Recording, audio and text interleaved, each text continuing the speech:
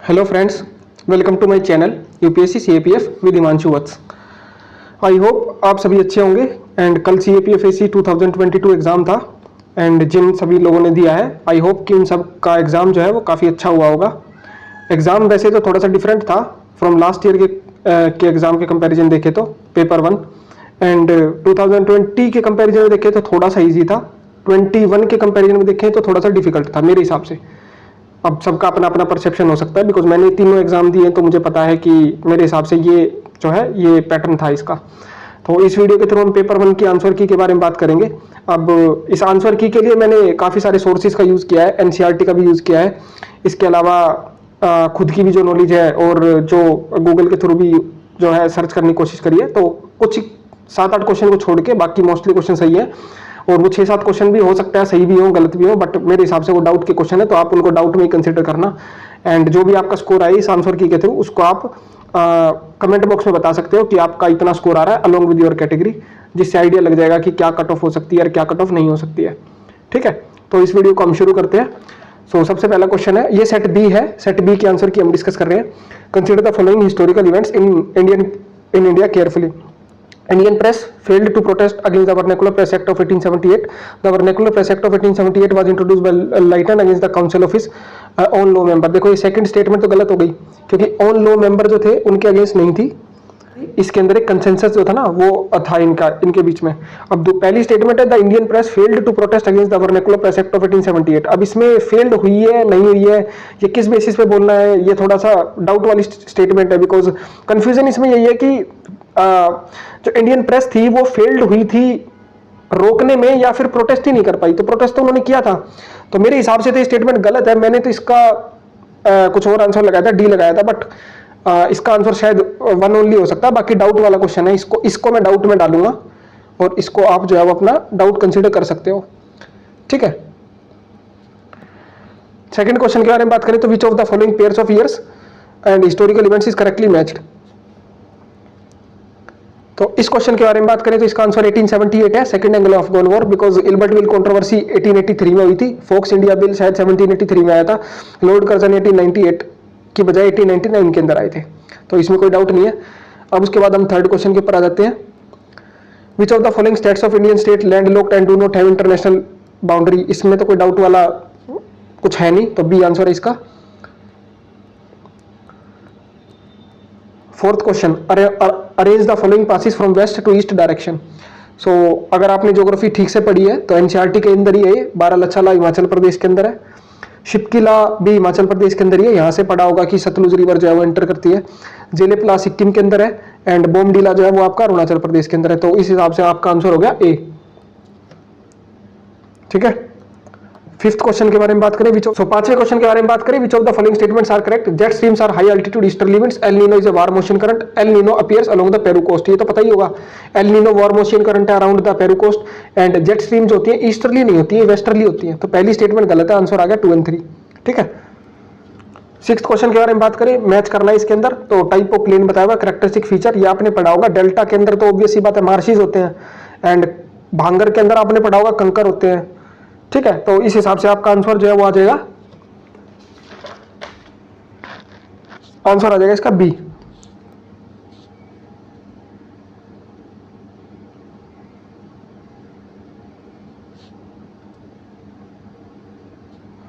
इसका आंसर हो जाएगा बी।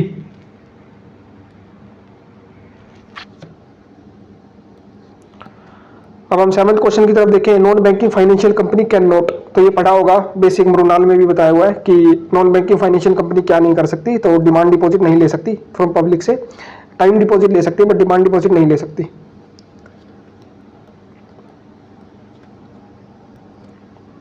एट्थ क्वेश्चन के बारे में बात करें, स्वर्ण सिंह कमेटी की recommendation insertion of which of the following in the constitution of India. तो ये पढ़ा होगा, फंडामेंटल ड्यूटीज है इसका answer. The proceeds of the proceeds from this investment are included as. ये देखो मैंने बताया भी था कि जो इंपॉर्टेंट टॉपिक की लिस्ट थी कि उसमें मैंने बोला था कि भाई जो टेबल होती है बजट की दोनों साइड वाली, कौन सा रिवेन्यू पार्ट कौन सा कैपिटल पार्ट, तो उसमें देख लेना, ये कैपिटल रिसिप्ट आंसर है इसका। 10th क्वेश्चन के बारे में बात करें, जीएसटी इज एन। अब यहाँ पे पता नहीं क्या लोग क्या कर रहे हैं, मैंने देखा काफी सारी आंसर की में GST is a destination based तो है लेकिन वो सेल्स टैक्स बता रहे हैं। जीएसटी तो कंजम्पशन के ऊपर लगता है, लाइक आप कोई चीज कंज्यूम करोगे, फाइनल जो आप कंज्यूमर होगे उन पे लगता है जीएसटी, इंटरमीडिएरीज के ऊपर नहीं लगता है। तो GST is a consumption based tax, destination based tax. अब ये तो in the first quarter of fiscal year 2020-21 GDP contracted by 10% and second quarter 10%। Economic survey ये टर्म आई थी V shape recovery, economic survey ने बोला था इसको, एंड ये इसका आंसर बी होगा। 12th क्वेश्चन के बारे में बात करें, based on the scoring on sustainable development goals India index the NITI Aayog has classified various states into certain categories. तो कौन सी नहीं है? तो एस्पिरेंट्स पता ही है होते हैं, परफॉर्मेंस भी होते हैं और अचीवर्स भी होते हैं। तो फास्ट रनर्स नहीं होते, इसका आंसर है फास्ट रनर्स नहीं है, मतलब फास्ट रनर्स इसका आंसर है। अब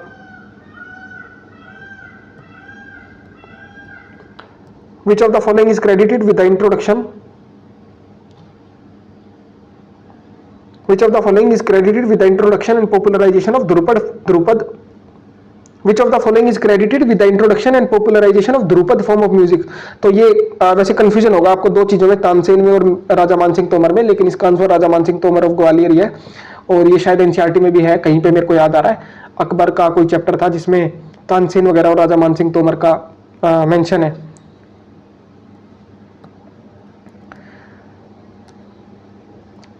नेक्स्ट क्वेश्चन है 14 question, which among the following is the author of the famous partition narrative the other sides of silence. तो ये आपने वैसे तो किसी ने भी नहीं पढ़ी होगी और इतना ध्यान से कोई भी नहीं देखता, क्वेश्चन मेरे हिसाब से तो काफी डिफिकल्ट था एंड मेरे को भी इसका आंसर नहीं पता था, मैंने छोड़ दिया था। तो बट इसका आंसर है उर्वशी बुटालिया। ये कहीं थीम्स इन इंडियन हिस्ट्री में कहीं कोने में लिखा हुआ है, देख लेना कहाँ पे है।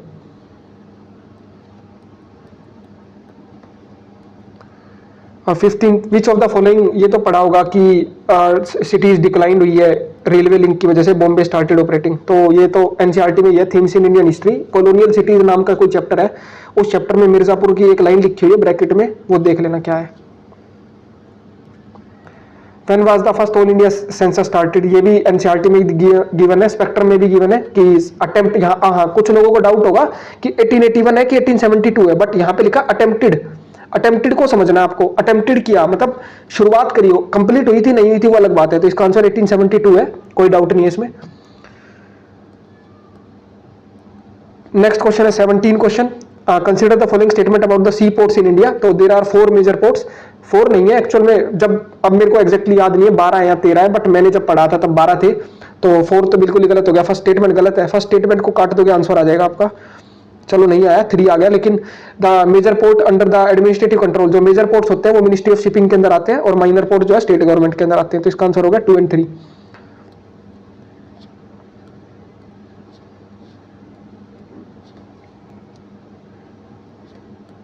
टू एंड 3 इसका आंसर हो गया। 18 क्वेश्चन के बारे में बात करें, मैच द लिस्ट। ये आपको पता होगा ओपेक जो होती है, ओपेक का हेडक्वार्टर कहाँ पे, तो वियना के अंदर है। आसियान का आपको पता होगा जकार्ता में है, और ईयू का ब्रुसेल्स के अंदर है। CIS मुझे तो पता नहीं था क्या है, बट उसकी जरूरत नहीं पड़ी। इसका आंसर है ए, इसका आंसर है ए। सोलिफ्लक्शन, सोलिफ्लक्शन इज अ जियोमॉर्फिक प्रोसेस, ये आपने कहीं सुना होगा। परमाफ्रोस्ट के बारे में पता होगा, परमाफ्रोस्ट रीजन जिसके अंदर जो बर्फ होती है उसके नीचे कार्बन और जो डेड मैटर होता है वो उसके अंदर स्टोर होता है, और उसी के अंदर मीथेन गैस भी स्टोर होती है, तो वही उसी से रिलेटेड है सोलिफ्लक्शन। तो इसका आंसर है permafrost regions.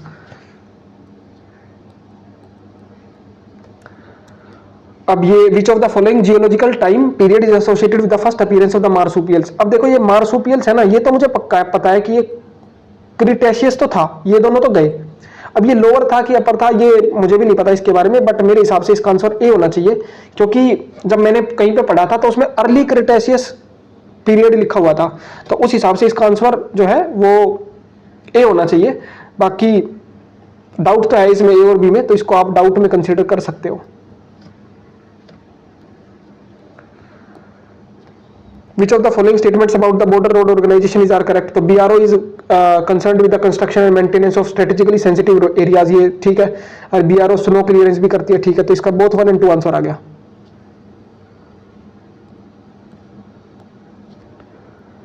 Which of the following countries is not a member of NATO? ये तो पता ही होगा आपको कि लाइक बेलारूस जो है वो लंगोटिया यार है रशिया का, तो इसका आंसर तो सी हो गया। जो लंगोटिया यार रशिया का है वो नाटो का मेंबर तो हो ही नहीं सकता ना। और टर्की के बारे में अगर डाउट हो रहा हो तो ये याद करना कि आपने ये सुना होगा कि टर्की जो है S-400 एयर डिफेंस सिस्टम खरीद रहा है रशिया से, तो यूएस से और टर्की के बीच में डिस्प्यूट हुआ, ऑल्दो वो नाटो का मेंबर है फिर भी वो खरीद रहा है। तो ये ऐसा कोई स्टेटमेंट आई थी लास्ट ईयर की बात है, पता नहीं इतने इन्होंने एक साल पुराने जाके करंट अफेयर्स पूछे हैं ना, तो नॉर्मली 3 से 4 महीने के पूछे जाते हैं, ये पता नहीं 6-8 महीने कितना पीछे चले गए ये।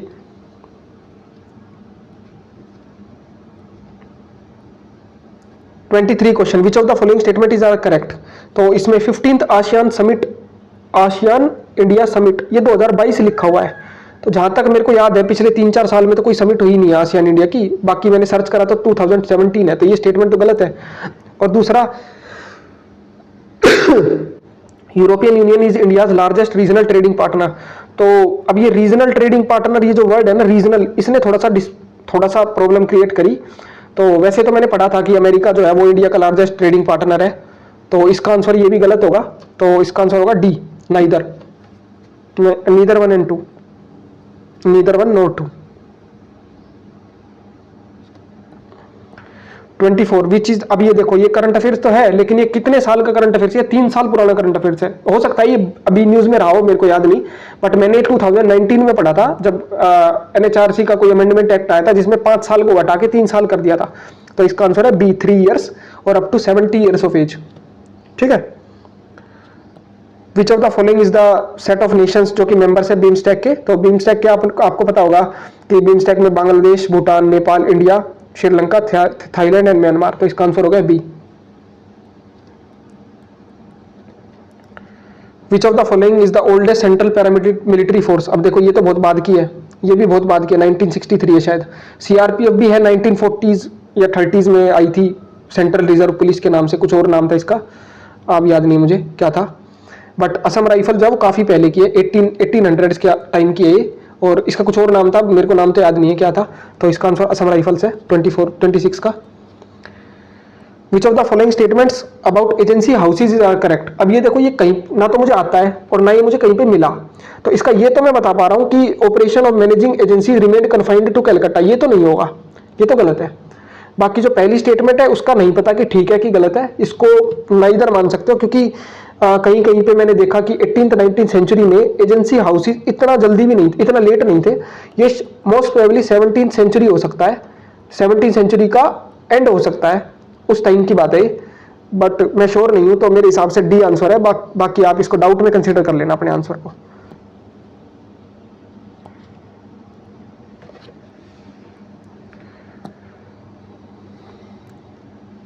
तोलकापियम तो मतलब यूपीएससी का इतना फेवरेट टॉपिक हो चुका है, ये सिविल सर्विसेज हो, CAPF हो, CDS हो, पता नहीं कितनी बार तो पूछा इन्होंने। तो पाणिनि का तो मतलब ही नहीं बनता, तोलकापियम तो साउथ इंडिया की, और पाणिनि पता ही होगा आपको क्या है।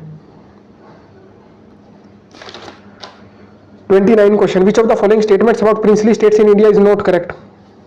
इसमें हमें बताना है नॉट करेक्ट। तो British government declare to state, ये तो बात ठीक है, और decided to not to the people of princely state but to the princely rulers, ये भी ठीक है। Ruler of Travancore decided to independent, ये भी ठीक है। तो गलत है, प्लेबिस्काइट नहीं हुआ था यहाँ पे कोई भी।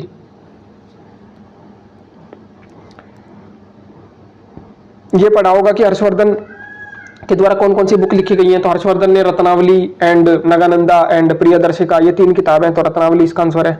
ठीक है। The king of dance is a description of, तो ये आपने पढ़ा होगा ब्रॉन्ज नटराज का जो स्टैचू है, ब्रॉन्ज स्टैचू, तो ये इसका आंसर है डी ऑप्शन। 32 के बारे में बात करें तो Anna Sagar lake is located which of the following state, तो ये राजस्थान इसका आंसर है। 33 द वर्ल्ड वेटलैंड डे। अब ये देखो डे वगैरह पता नहीं कब से पूछने लग गए, वैसे तो पूछे हैं 2021 में भी पूछे हैं, बट थोड़ा डिफेंस से रिलेटेड कोई डेट हो या इंडिया से रिलेटेड कुछ डेट हो। वर्ल्ड वेटलैंड डे कहाँ से आया इनके दिमाग में? एक्चुअल में क्या है ना कि पिछले 1 साल में बहुत ही सारी काफी सारी मतलब रामसर साइट्स है जो ऐड हुई है, तो इसका 2 फरवरी आंसर है। ठीक है, तो 2 फरवरी को डिक्लेयर किया गया था, मतलब क्योंकि इस दिन रामसर कन्वेंशन साइन हुई थी 1970s में, तो उस बेसिस पे इसका आंसर 2 फरवरी है। अब ये क्वेश्चन है Ganga water is being shared at Farakka. तो फरक्का बैराज के बारे में आपने सुना होगा, फरक्का बैराज कहाँ पड़ता है? तो ये बांग्लादेश के अंदर पड़ता है, इसका आंसर बांग्लादेश, सी आंसर हो गया। विच of the following is a part of Deccan plateau. अब ये है सबसे ज्यादा डिस्प्यूटेड वाला क्वेश्चन। अब ये क्यों डिस्प्यूटेड है? बिकॉज अरावली हिल्स नहीं है, सबको पता है, शिवालिक्स नहीं है, ये भी पता है, कार्बी एंगलोंग फंसा दिया इसने और विंध्या में फंस गया। अब क्या है ना, देखो एक होता है पेनिनसुलर प्लेट्यू, एक होता है डेक्कन प्लेट्यू। पेनिनसुलर प्लेट्यू है काफी बड़ा, और डेक्कन प्लेट्यू उसका एक पार्ट है। मालवा प्लेट्यू भी उसी का ही पार्ट आता है, छोटा नागपुर प्लेट्यू भी उसी का पार्ट है। अब मैंने एनसीईआरटी में पढ़ा तो है कि Karbi Anglong is a extension of peninsular plateau, कहीं पे डेक्कन प्लेट्यू नहीं लिखा। और विंध्यास जो है वो डेक्कन प्लेट्यू का पार्ट है कि नहीं, तो मैंने आंसर लगाया था विंध्यास, बट जैसा कि एनसीईआरटी में लाइन लिखी है कि Karbi Anglong is a part of is an extension of peninsular plateau, तो इसका आंसर अब इसका बी भी हो सकता है, डी भी हो सकता है। वो यूपीएससी की इंटरप्रिटेशन पे है कि यूपीएससी क्या मानती है। मेरे हिसाब से अब मैंने तो विंध्यास लगाया था, मैं गलत मान रहा हूं अपना खुद का आंसर भी, तो कार्बी एंगलोंग ज्यादा सही है। तो आप देख लेना। बाकी अगर इसमें विंध्या आया तो इसलिए ही आएगा क्योंकि Deccan plateau is not peninsular plateau, दोनों अलग अलग चीजें हैं वो, ठीक है। तो ये डाउट में कंसीडर कर लेना आप इसको।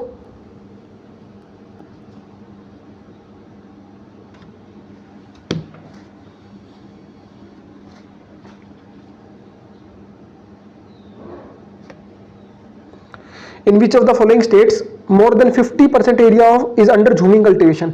अब देखो यहाँ पे असम और सिक्किम तो नहीं है, अगर यहाँ नागालैंड लिखा होता ना तो आंसर वही हो जाता, लेकिन अब ये मणिपुर और मिजोरम में नहीं पता किसी को भी कि कौन सा ज्यादा बेटर है, मणिपुर में ज्यादा है या मिजोरम में ज्यादा है। कहीं कहीं पे मैंने सर्च करा तो मणिपुर मिला, कहीं कहीं पे मुझे मिजोरम मिला, तो ज्यादा वैसे मिजोरम मिला है। मैंने तो मणिपुर लगाया था, बट आंसर इसका मिजोरम हो सकता है, तो मैं इसको डाउट में रख रहा हूँ, अपना भी गलत मान रहा हूँ, आप भी अपना गलत मान सकते हो, ठीक। Dhivehi is a principal language of which of the following Indian territories. तो Dhivehi is a principal language, ये आपने पढ़ा होगा, मालदीव्स की लैंग्वेज है। अब पढ़ा तो खैर नहीं होगा, कहीं ना कहीं पे न्यूज में कभी ना कभी सुना होगा दिवेई, जैसे सिनली सुना होगा, उसी तरह से एक दो लैंग्वेज और है जो आपने सुनी होगी। तो उसी तरह से लक्षद्वीप के अंदर ये लैंग्वेज जो है बोली जाती है। Which of the following is a source of sources of law in constitution. तो ये क्वेश्चन मेरा भी गलत हो गया, बिकॉज मैंने इस कस्टमरी लॉ को थोड़ा डाउट में समझा, बट फिर बाद में मैंने रियलाइज करा कि ये गलती कर दी मैंने। इसका answer A B C D चारों आएंगे, 1 2 3 4, यानी कि इसका आंसर है डी ऑप्शन 1 2 3 4, ठीक है। अब आ जाते हैं which of the following is the functions of cabinet secretary to ensure inter ministerial coordination. ये तो सही है। अब यहाँ पे मेरे को डाउट हुआ कि मैनेजमेंट ऑफ मेजर क्राइसिस, तो अब ये मैं श्योर नहीं हूँ इसके ऊपर कि ये सही है कि नहीं। वैसे इसका आंसर बोथ मेरे हिसाब से होना चाहिए, बट स्टिल वही डाउट में है, तो आप डाउट में कंसिडर कर सकते हो इसको, ठीक है। इसके ऊपर मैं श्योर नहीं हूँ सेकंड स्टेटमेंट के ऊपर, तो आप देख लेना उस चीज को। विच of the following about the public undertaking committees. तो ये तो पता ही होगा कि इसमें टोटल 22 मेंबर्स होते हैं, जिसमें 15 लोकसभा के 7 राज्यसभा के देखने को मिलते हैं। तो पहली स्टेटमेंट गलत है और दूसरी स्टेटमेंट ठीक है, तो 2 ओनली आंसर आ गया इसका। Which of the following statement is not correct. तो censure motion can be moved against single minister, ठीक है। No confidence motion can not be moved against the prime minister alone, ठीक है। तो यही गलत है कि censure motion can not be moved against the entire. कर सकते हैं, क्यों नहीं कर सकते। अमृत मिशन के बारे में पढ़ा होगा। अमृत मिशन वाटर सप्लाई होता है, सैनिटेशन होता है, उसके अंदर ड्रेनेज वगैरह वाला होता है, ग्रीन स्पेसिस बनाने होते हैं, ये नहीं होता motorise urban transport. Non fungible tokens, ये सिविल सर्विसेज में भी आया था 2022 के प्री में आया था नॉन फंजिबल टोकन्स, तो वहीं से ही है। Digital assets on blockchain. Sagittarius, अब ये पता नहीं कहाँ से पूछा यार इन्होंने, मैंने तो कहीं भी किसी भी करंट अफेयर्स में पढ़ा नहीं था ये कहीं पे भी। The term Sagittarius sometimes mention in news, तो ये कोई ब्लैक होल है। अब हो सकता है आपने पढ़ा हो, मैंने तो नहीं पढ़ा था कहीं पे भी। 45 सर्टिन, अब data centres and service providers shall compulsory report security breaches within 24 hours नहीं है, यहाँ पे 6 आवर्स है, ठीक है। 6 आवर्स है इसका आंसर। ये तो ये स्टेटमेंट तो होगी गलत, ठीक है, यानी कि 2 ऑप्शन तो गए। अब उसके बाद वर्चुअल प्राइवेट नेटवर्क, इसके बारे में बात करिए। 5 ईयर्स है ना, ये सही लिखा हुआ है। मेरे को लगा था, मेरा गलत हो गया ये क्वेश्चन, मुझे लगा था 5 ईयर्स नहीं होगा, बहुत ज्यादा टाइम है 5 ईयर्स के लिए स्टोर करके कौन रखेगा डेटा को, पर जब मैंने सर्च करा तो पता चल रहा है कि इसका 2 ओनली आंसर है, तो ये 2 ओनली आंसर है इसका B. Principle of common but differentiate responsibility, Kyoto protocol पढ़ा होगा, ग्रीन हाउस गैसेस, यूएनएफसीसी का पार्ट है। With reference to Indian economy, bad bank क्या होता है, तो ये अब डाउट हुआ होगा आपको इन 2 चीजों में, एसेट रिकंस्ट्रक्शन या मैनेजमेंट। तो बेड बैंक है ना, बैंक है तो रिकंस्ट्रक्शन करने की कोशिश करेगा, तो इसका ए ऑप्शन है। 48 which of the following was not a feature of the art of painting in the 19th century. तो ये क्वेश्चन ये भी डाउट वाला क्वेश्चन ही है, इसका भी मैं श्योर नहीं हूँ क्या आंसर है, बट मेरे हिसाब से इसका बी आंसर होगा। एंड ये कहीं पे सर्च किया तब पता चला कि इसका कारीगर वगैरह ये सब कुछ आंसर बी होगा इसका बेसिकली। इसको आप डाउट में कंसीडर कर सकते हो। लुक ईस्ट पॉलिसी, इसका तो अगरतला आंसर है। अगरतला में भी कोई एक जगह थी, मैं नाम भूल रहा हूँ क्या है, तो वहाँ पे कुछ कनेक्शन करने के बारे में बात हो रही थी, लेकिन ये काफ़ी पुरानी बात है। डिस्ट्रिक्ट जजेस का अपॉइंटमेंट कौन करता है, तो ये सब पढ़ने की भी जरूरत नहीं है, गवर्नर अपॉइंटेड करता है, खत्म, सी आंसर है।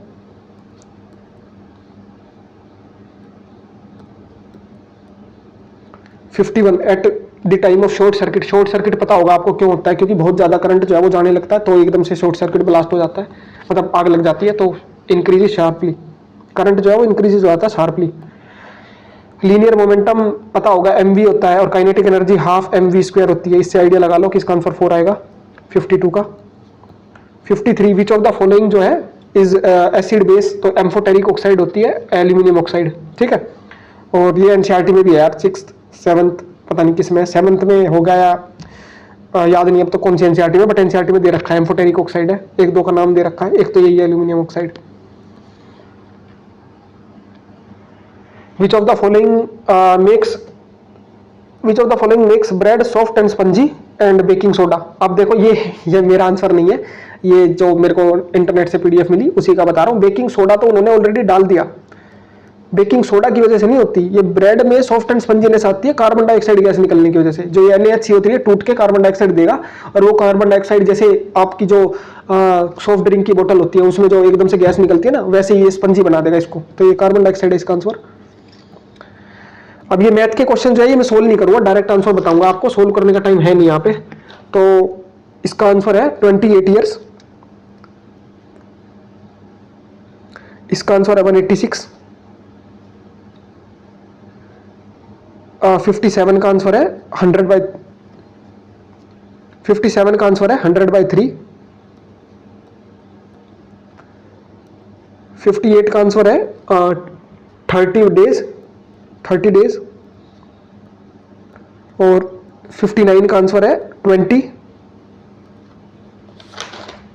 बोरेक्स के बारे में एनसीईआरटी में लिखा हुआ है, आप देख लेना, शायद 10th में भी है 9th में भी है, 10th में है शायद मेरे ख्याल से, जहाँ पे वॉशिंग सोडा और बेकिंग सोडा और वो ब्लीचिंग पाउडर उन सब के नाम दे रखे, वहीं पे बोरेक्स भी बताया हुआ। सोडियम कार्बोनेट, सोडियम होता है बेसिकली, मेरे को सोडियम कार्बोनेट था कि नहीं था ये तो याद नहीं था, बट ये पता था सोडियम से बनता है।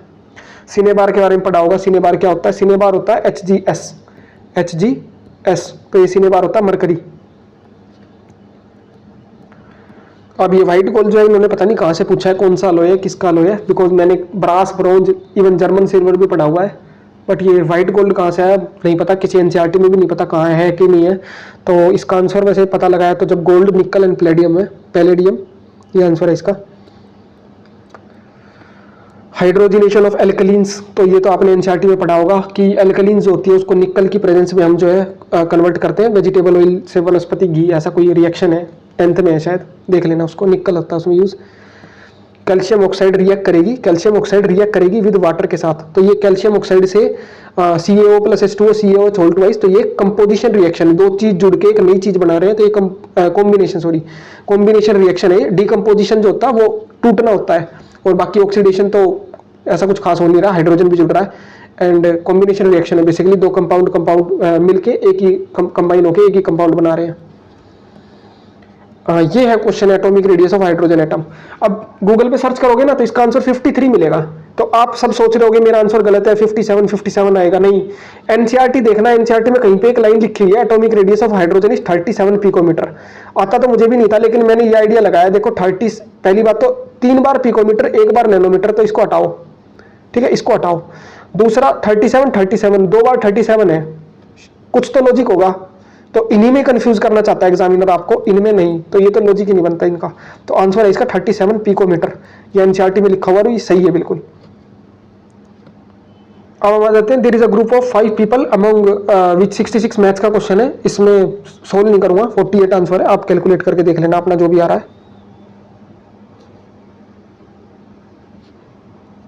67 का आंसर है 25 मिनट्स। 68 का आंसर है कोइन इज टॉस्ड 3 टाइम्स, तो इसको HHH HHT इस तरह से लिख के देख लेना, उससे आपको पता चल जाएगा 3/8 आंसर आएगा। Number of favourable outcomes divided by total number of outcomes 69, तो 69 का आंसर है 60, सॉरी 70 का आंसर है 60, 69 कहाँ चला गया, 69। A test consist of this, तो ये सॉल्व करना, इक्वेशन बनेगी 4x - y equal to something 74 and इस तरह से फिर 4 आंसर आ जाएगा इसका। 70 का आंसर क्या है 60, सी। 71, अब 71 में क्या था ना, देखो यूपीएससी के अंदर थोड़ा एलिमिनेशन से चलता है, पढ़ा तो किसी ने भी नहीं होगा ये मुझे पता है, इतना तो मैं श्योर हूँ, कोई नहीं पढ़ के गया होगा इसको। ये दोनों तो ऑप्शन हट जाएंगे बिकॉज ये लॉन्चिंग है ना, इससे ये पता चलता है यूपीएससी इन दोनों में कंफ्यूज करना चाहता है। अब मैं भी कंफ्यूज हुआ था, मैंने ये गाइडेड मिसाइल वाला आंसर लगाया है, लेकिन इसका रियल जो आंसर है वो है गूगल पे ये लिखा हुआ है कि यूएसए की कोई टेक्नोलॉजी है ये, electromagnetic lift air lift system, तो लॉन्चिंग एयरक्राफ्ट फ्रॉम वॉरशिप्स। बाकी हो सकता है कि इसका ए भी हो आंसर, बिकॉज वहां पे एग्जैक्टली ये word electromagnetic air lift system नहीं लिखा है, थोड़ा सा डिफरेंट है वो। तो बाकी अभी आप इसका बी आंसर मान के चलो कि बी सही है। 72 aluminium powder is used as a solid fuel for rocket engine के रूप में, ठीक है, ये ठीक स्टेटमेंट है। And compare to liquid fuel propelled rocket engine the thrust per amount of fuel burned is higher in solid fuel propelled rocket engine, तो ये भी ठीक बात है। तो इसका आंसर है सी बोथ 1 and 2, इसका आंसर है सी बोथ 1 and 2, ठीक है। अब 73 पे आ जाते हैं। 73 में क्या है, अग्नि जो है वो एक बैलिस्टिक मिसाइल है, ठीक है। अग्नि क्रूज मिसाइल नहीं है, बैलिस्टिक मिसाइल वो होती है जो यूं आके गिरती हैं, और क्रूज मिसाइल होती है जो डायरेक्ट हिट करती हैं। तो ये अग्नि जो है वो बैलिस्टिक मिसाइल है, पहली स्टेटमेंट गलत, ठीक है। अब या तो 2 है या तो 3 है। ब्रह्मोस का कहीं ना कहीं तो आपने पढ़ा होगा कि ब्रह्मोस जो है वो भी क्रूज मिसाइल है, वैसे मेरा गलत है ये आंसर। क्यों गलत है, क्योंकि मैं ब्रह्मोस को जो है वो क्रूज की बजाय मैं उसको खुद ही बैलिस्टिक मिसाइल समझ गया। इतना कौन याद रखता है यार कि ब्रह्मोस बैलिस्टिक है कि क्रूज है। ये जो क्वेश्चन आए ना, ये अग्नि के, मिराज के, ये पता नहीं यूपीएससी लोगों को क्या दिखाना चाहती है। मेरे को लगता है यूपीएससी जो ये जितनी भी कोचिंग्स है इन सबको मजा चखाना चाहती है, बिकॉज सिविल सर्विसेज में भी ऐसा हुआ है पिछले 2 साल से, जो वो पढ़ाते हैं या जो वो कराते हैं, जो मैगजीन में डालते हैं, कुछ नहीं आता वहां से। सेम चीज इस बार हुई है, आप देख लेना काफी सारी वीडियोस, पता चल जाएगा एक भी क्वेश्चन नहीं आया कहीं से भी। तो इसका आंसर है क्या, 2 ओनली। अब with reference to India's defence helicopters, defence consider the helicopters, तो रुद्रा, चेतक और चीता, ये मुझे भी नहीं आता था, बट सर्च करने में पता चला है कि इसका आंसर जो है वो डी है, 3 ओनली।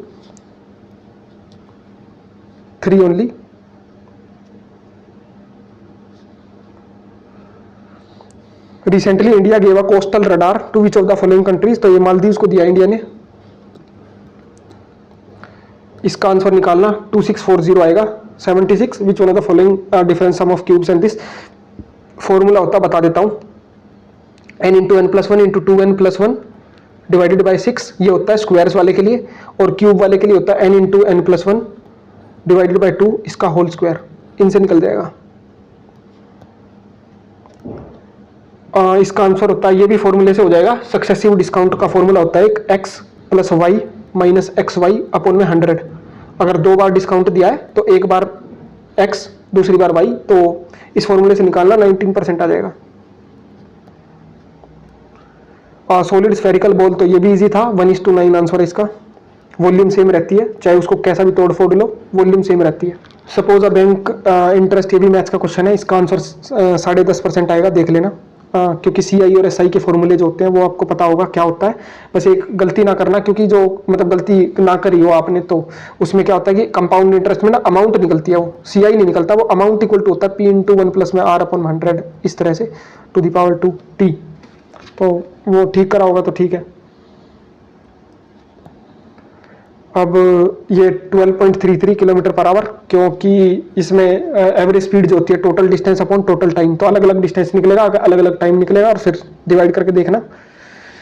ट्रफ एंड रिजी आपने पढ़ा होगा, किसी भी एक वेव जो होती है इसमें, ये इसको बोलते हैं क्रेस्ट, इसको बोलते हैं ट्रफ। तो ये ट्रफ जो होता है वो लो प्रेशर को रिप्रेजेंट करता है, तो इसका आंसर आ गया ए, ठीक है। और रिज जो होती है वो मतलब क्या होती है, रिज भी माउंटेन्स को ही बोलते हैं, जो अंडर वाटर माउंटेन्स होती है उनको बोलते हैं ridge. Boundary layer of forest eight which energy exchange occurs, तो ये अब फॉरेस्ट में एनर्जी एक्सचेंज कहां से होगा, फॉरेस्ट जो है उसकी, अब ये बाउंड्री लेयर से ये मत समझना कि ये फॉरेस्ट फ्लोर या फिर फॉरेस्ट सोइल है, ये जो दो ऑप्शन कंफ्यूजिंग करने के लिए थे, एक्चुअल में तीनों ही कंफ्यूजिंग है, बट इसका आंसर फॉरेस्ट कैनोपी है। क्यों? क्योंकि एक्चुअल जो सनलाइट का जो एक्सचेंज होता है वो यहीं से होता है, बाकी जो सनलाइट रिफ्लेक्ट होती है वो यहीं से रिफ्लेक्ट बैक हो जाती है। कंसंट्रेशन हैबिटेट, जहां पे हाई साल्ट कंसंट्रेशन हो, हाई साल्ट के बारे में पढ़ा होगा, लाइक हेलोक्लाइन पढ़ा होगा आपने, हेलोफाइल्स होती है उसी तरह से जैसे हेलोक्लाइन होता है वैसे ही। तो 83 का हो गया सी। 84 ये पता होगा, विंडोज, लिनक्स, उबंटू, ये तो सही है। एमएस एक्सेल जो है वो एक एप्लीकेशन है, सॉफ्टवेयर है, जो भी कह सकते हो आप, बट वो ऑपरेटिंग सिस्टम नहीं है। अब इस वाले क्वेश्चन के बाद 85, इसके बारे में बात करें तो नोट एन एप्लीकेशन लेयर। देखो मैंने खुद कंप्यूटर साइंस कर रखी है, बीटेक कंप्यूटर साइंस, बट मुझे भी नहीं आता था ये, क्योंकि ये टीसीपी आईसीपी मॉडल किसी को भी क्या कहाँ ही पता होगा क्या है, कौन लेयर याद करता है इसमें। हाँ ये पता चल रहा था कि ये एफटीपी है, एचटीटीपी है, इन दो में मैं भी कंफ्यूज हुआ, मैंने लगाया डीएनएस, बट आंसर इसका आईपी आएगा, क्योंकि डीएनएस जो है ना वो इसका पार्ट है, नाम सेम नहीं है बट फिर भी डीएनएस उसका पार्ट है। और डीएनएस को हम क्या बोलते हैं मैं भूल गया, डीएनएस का पता तो था यार, चलो तो आप देख लेना जो भी है डीएनएस को बोलते हैं, मैं भूल गया। आंसर आएगा उसका आईपी, ठीक है, आईपी। सेमीकंडक्टर डिवाइस जो कि use to transmit power of incoming signals by preserving the shape, यानी कि पावर को इंक्रीज कर देता, तो ये पढ़ा होगा कहीं ना कहीं, ट्रांजिस्टर, ये 10th 11th में भी पढ़ा था, 10th 11th क्लास में पढ़ा था हमने तो यार, बट ठीक है, ट्रांजिस्टर होता है, इसका काम ही यही है। Which of the following combination represent the genetic materials in prokaryotes and eukaryotes? तो प्रोकारियोट्स में होता है न्यूक्लियोइड, एंड इन जो यूकारियोट्स होते हैं उनमें होता है क्रोमेटिन, तो इसका आंसर है ए 87 का। 88 लाइजोसोम जो है वो क्या है, sacs of cell filled with digestive enzymes, तो ये होते हैं rough endiculum, rough endoplasmic reticulum के अंदर। Which of the following best represent the cells of a meristem plant? देखो इसमें सिमिलर, ये आता तो मेरे ख्याल से किसी को भी नहीं होगा, इतना डीप में कौन याद करता है, बट कुछ सिमिलरिटीज देखोगे तो पता चल जाएगा। लाइक अब मेरिस्टम है, मेरिस्टम बिल्कुल एंड्स पे होते हैं, तो वो प्लांट वो होगा जिसकी सेल वॉल थिन होगी, थिक नहीं होगी, तो थिक वाले को तो काट दो, ठीक है। थिन सेल वॉल हो गई, लार्ज न्यूक्लियाई हो गया। अब देखो इनमें लार्ज न्यूक्लियाई है, इसमें भी लार्ज न्यूक्लियाई है, स्मॉल चल रहा है, ये भी अलग हो गया। अब ये दो ऑप्शन काफी सिमिलर है। अब मैंने इसको अटेम्प्ट नहीं किया, इन्हीं दो में कंफ्यूजन था, छोड़ दिया मैंने, बट इसका आंसर है अब्सेंस ऑफ वैक्यूल्स। अब यहाँ पे आके मैं भी फंस गया था, ये होती है कि नहीं होती है, बट इसका आंसर ए है 89 का। Which of the following 4 chambered heart, ये तो साइंस की एनसीईआरटी में लिखा है कि सारे जितने भी जो रेप्टाइल्स होते हैं, एम्फीबियंस होते हैं, सबका 3 चैम्बर्ड होता है, बट इकलौता एक अपना जो एक्सेप्शन है वो क्रोकोडाइल महाराज है, तो क्रोकोडाइल आंसर है। One way of incorporating desired characters into crop varieties of hybridization. In this process there is crossing between genetically dissimilar, इस वर्ड को ध्यान से पढ़ना, genetically dissimilar। पता नहीं मैं ना, अब जब अपनी आंसर की चेक कर रहा था, मैं चलो पहले चेक कर लेते हैं दूसरों की से कि क्या अपना क्या दिख रहा है, फिर अब अपनी बनाएंगे। तो उसमें मैंने देखा कोई बंदा इंटरजेनिक आंसर दे रहा है, मैंने सोचा यार ये इंटरजेनिक मतलब, इंटरजेनिक का मतलब क्या होता है,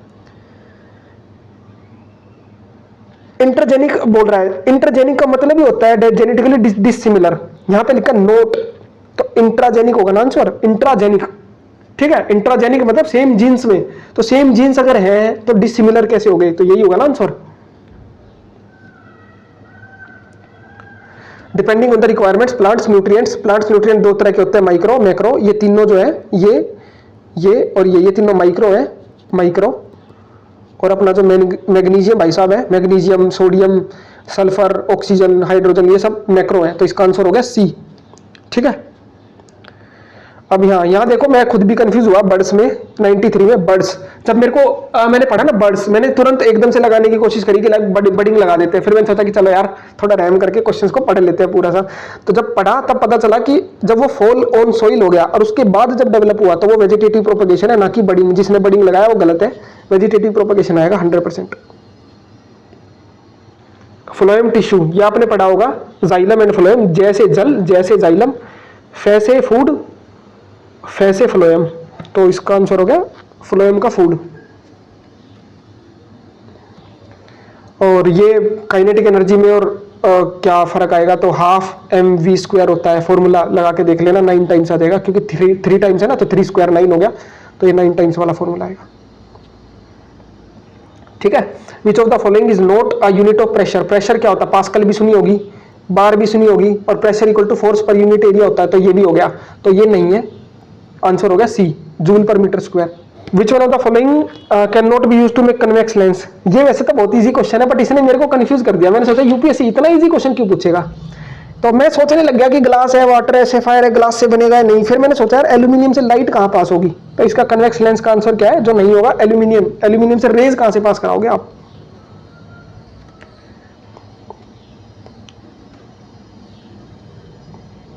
optical phenomena responsible for the blue colour of sky, ये आपने पढ़ा होगा, स्कैटरिंग ऑफ लाइट, जो आपको ब्लू कलर रेड कलर जो दिखाई देता है, स्कैटरिंग ऑफ लाइट से। इलेक्ट्रिकल डिवाइस, दो डिवाइस होता है, एक तो मोटर और एक जनरेटर। मोटर क्या करती है, मोटर करती है इलेक्ट्रिकल एनर्जी को मैकेनिकल एनर्जी में कन्वर्ट, और जो जनरेटर होता है वो मैकेनिकल एनर्जी को इलेक्ट्रिकल एनर्जी में। तो ये मैकेनिकल से इलेक्ट्रिक बोल रहा है, तो ये आएगा जनरेटर।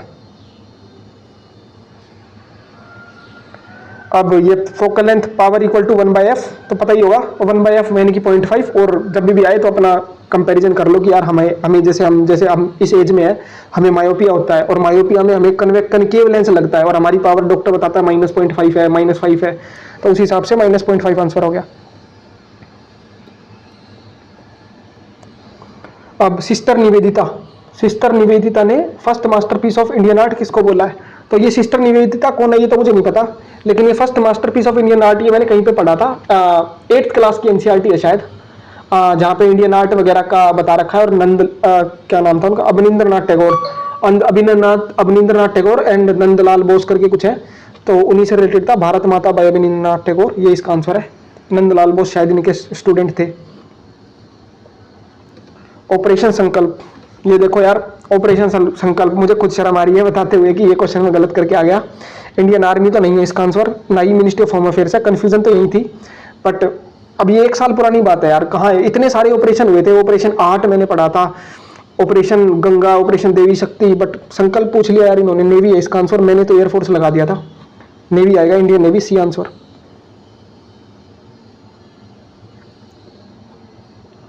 ये भाई क्वेश्चन पता नहीं इन्होंने कहां से तो लिया यार, कौन इतना डीप में पढ़ता है। Not true with regard to tribal welfare, इतना डीप में पता नहीं यार कौन ही पढ़ता है।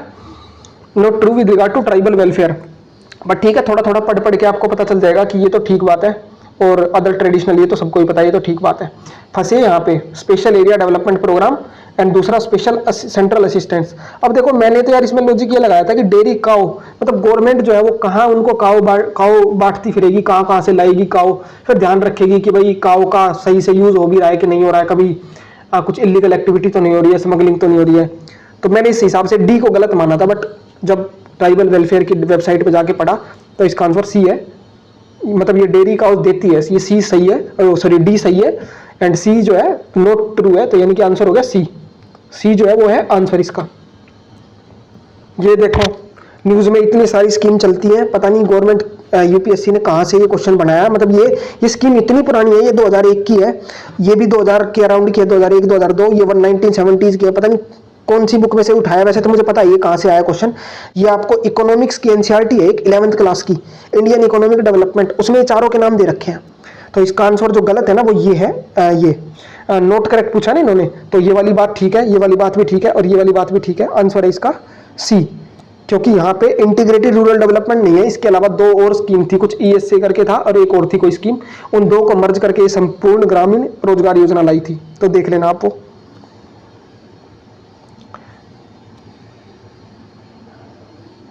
बैटल ऑफ रक्षासी टांगड़ी, तो ये बैटल तो बैटल ऑफ तलाईकोटा, इसके बारे में लिखा भी हुआ है कि यहाँ पे बैटल जब हुई थी, विजयनगर एम्पायर की शायद आखिरी बैटल थी, उसके बाद वो फिर हार गए थे, एंड फिर पता नहीं कौन डेक्कन सुल्तानेट्स आ गए थे, ऐसा कुछ था, मेरे को एग्जैक्टली याद नहीं, बट इतना पता है बैटल ऑफ तलाईकोटा इसका आंसर।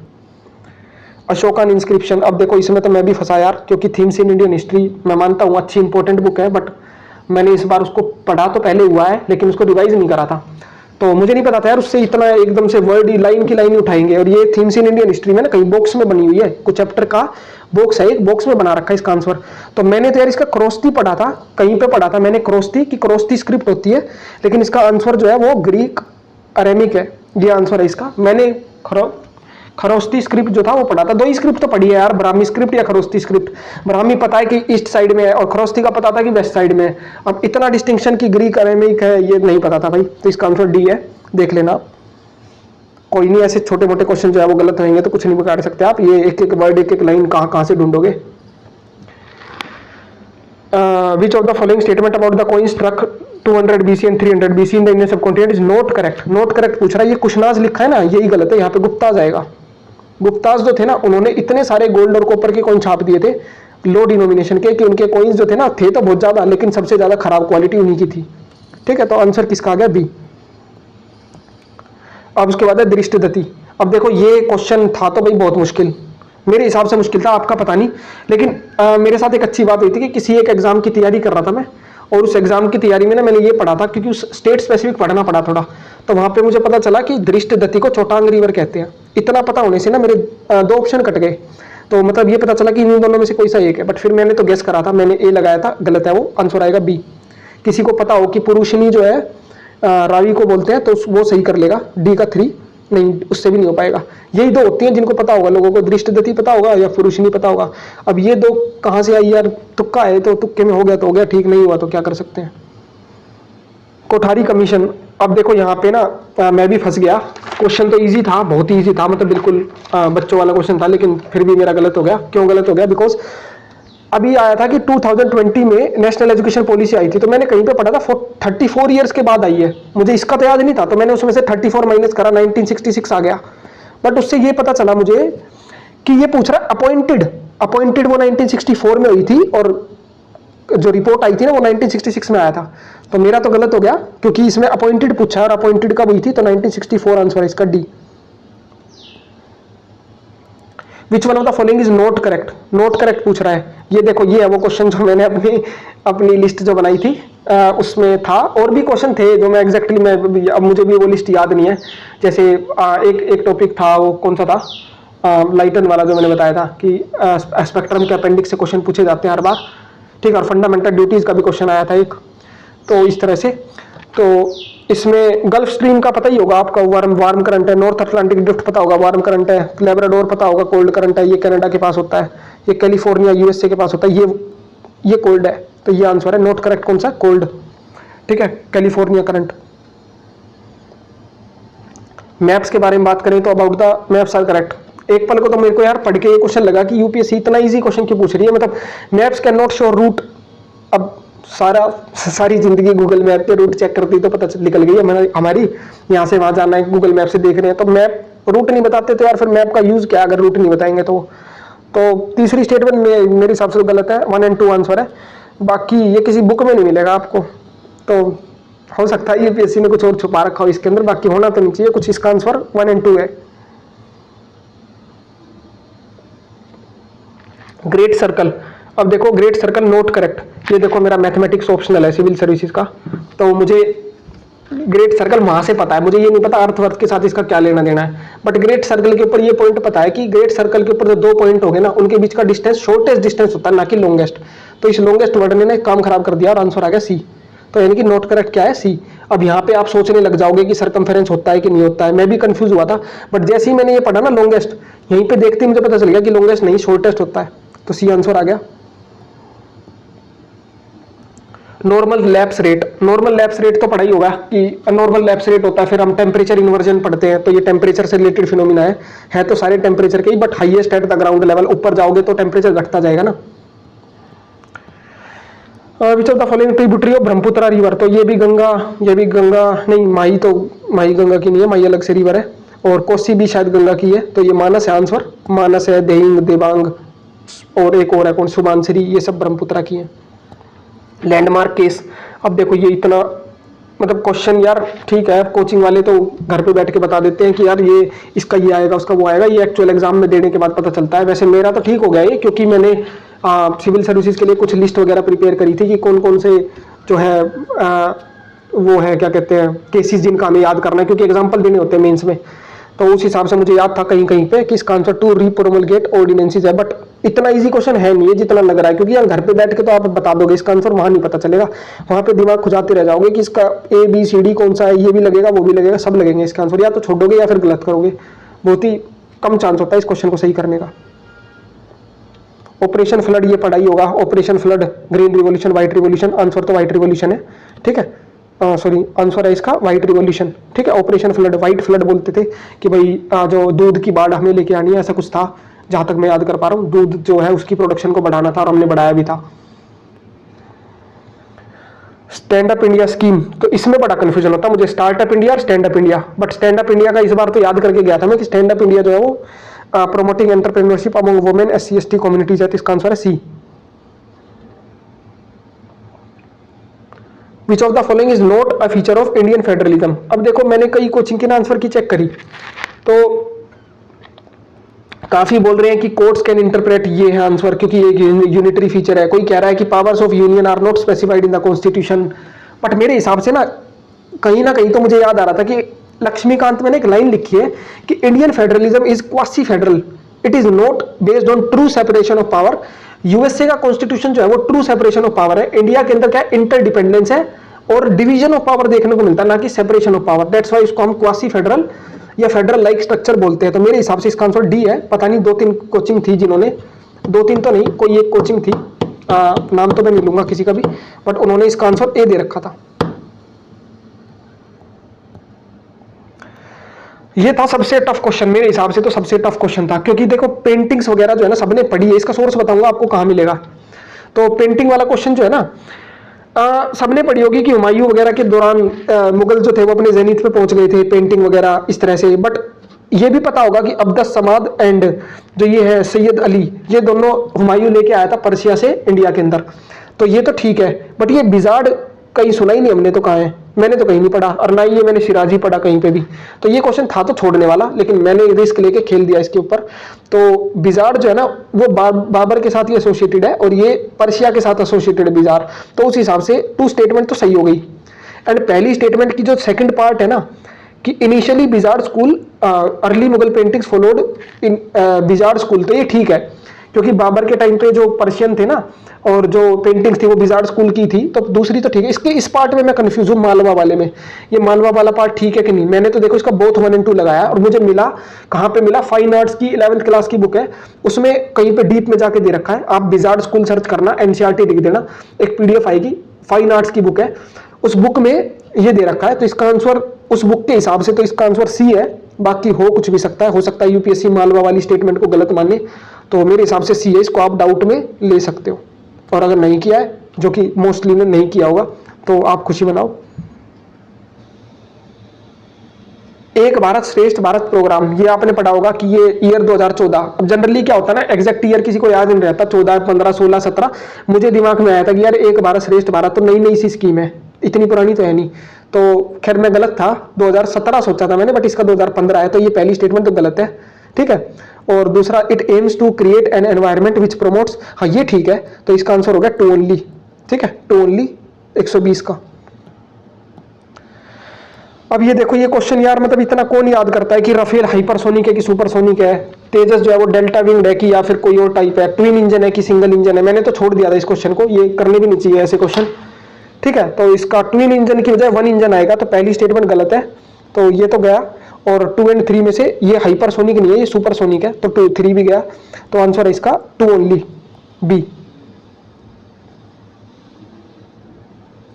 अब विच ऑफ द फॉलोइंग एरोस्पेस, ये तो आपने न्यूज में सुना होगा, फाल्कन 9, बट वैसे इस बार की न्यूज नहीं है, ये काफी पुरानी न्यूज है। जब एलन मस्क ने कुछ बनाया था, क्या बनाया था, फाल्कन 9 कुछ रॉकेट कुछ बनाया था और नासा ने यूज भी करा था उसको, तो स्पेस एक्स है इसका आंसर। बट ये थोड़ी पुरानी न्यूज है, पता नहीं न्यूज करंट अफेयर्स तो इन्होंने कहाँ से ही पूछे, कितना डीप में चले गए, 3-4 महीने भी नहीं, ये 6-7-8 महीने 10 महीने तक चले गए।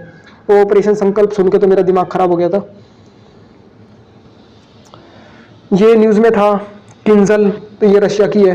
ठीक है, और ये मारियापोल, इसके बारे में तो पढ़ा होगा कि यहाँ तो दुनिया भर की बम्बार्डिंग कर दी थी रशिया ने।